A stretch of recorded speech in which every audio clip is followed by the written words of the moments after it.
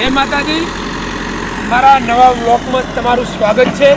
આજે અમારા બિન હરીફાઈ સરપંચ ડીકે સાહેબને નિમણૂક કર્યા છે, એના કારણે સ્મશાન ઘાટમાં આ બાવળનું કામકાજ કાઢવાનું તૈયારી ચાલુ છે અને આ વંડો દેખાડ્યો વંડો પણ પૂરો કરવાનો છે। આ જોઈને ડીસીપીનું કામકાજ ચાલુ છે। મારા સરપંચ નવ યુવાન છે એટલે અને આ સ્મશાન ઘાટ જેવી હાલત છે હાલ અને 10 દિવસમાં અને સ્મશાનમાં છત્રી પણ લાગી જવાની છે, એ પણ મંજૂર થઈ ગઈ છે। એટલે હરેક ગામમાં આવા યુવાનું સરપંચ હોય તો ગામનો વિકાસ અને ખાતર કોઈ રોકી શકે નહીં। અને અમે તમને આગળ જઈને વિડીયો છું અમારા ગામમાં કોઈ સફાઈ છે, કેવી કચરાપેટી મૂકેલી છે એ પણ તમને આ વિડીયોમાં બતાવું છું। સફાઈ કામકાજ આપણે થઈ ગયું છે નવા યુવા સરપંચ દ્વારા। આખી પલોટોની આખી શેરીઓ એકદમ સાફ થઈ ગઈ છે। જો રસ્તા તમે જોઈ નાખો, આ ક્લીન એકદમ ચોખ્ખા અનાજ પડ્યા છે।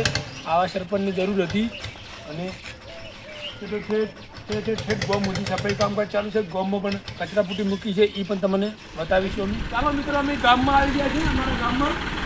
અમારા ગામમાં સરપંચ સાહેબના દ્વારા એક કચરાપેટીનું આયોજન કર્યું હતું એટલે આ કચરાપેટી જોઈ નાખો। અરે એ પણ કચરાપેટીમાં ડાલ છે, કચરાપેટી બતાવી નાખો એટલે આખી ટોટલ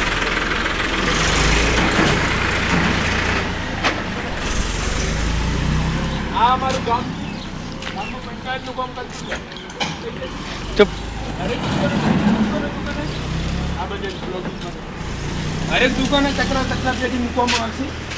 જોઈ ના ભાઈ, આ પણ કચરાપેટી મૂકી છે। સરપંચ સાહેબ સારા છે, યુવા સરપંચ છે એટલે આ વિકાસનું ગામનું સફાઈ કામ પણ ચાલુ છે।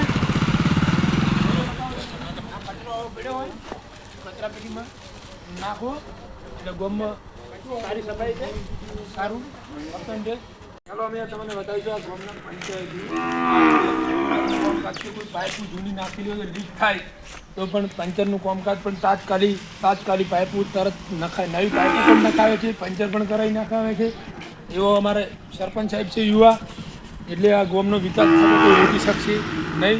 જો મંદિરના સામે જ છે અને પંચરવાળા ભાઈ ખાવા ગયા છે, પોપટલાલ પંચરિયા, એનું આ કામકાજ ચાલુ છે।